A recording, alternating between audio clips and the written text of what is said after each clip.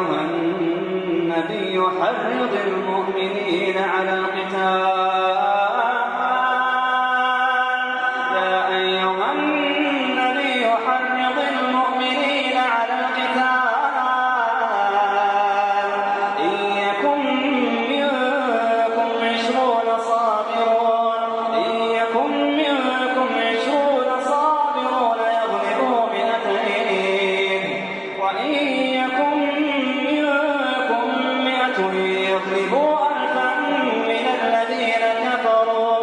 الذين كفروا بأنهم قوم لا يفقهون.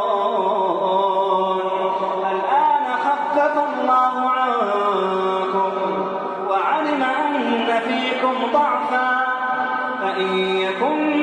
منكم 100 صابرة يغلبوا 200 وإن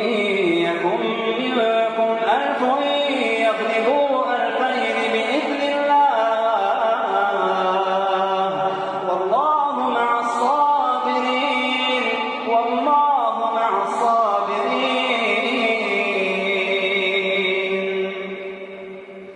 ما كان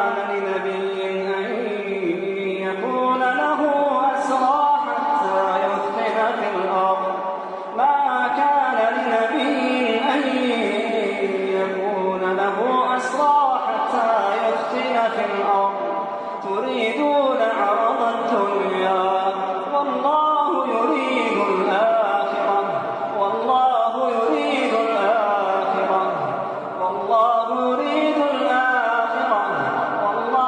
عزيز حكيم.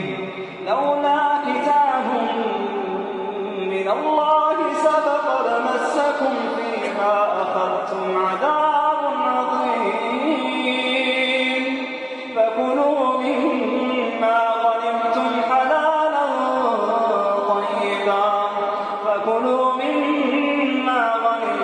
حلالا طيبا واتقوا الله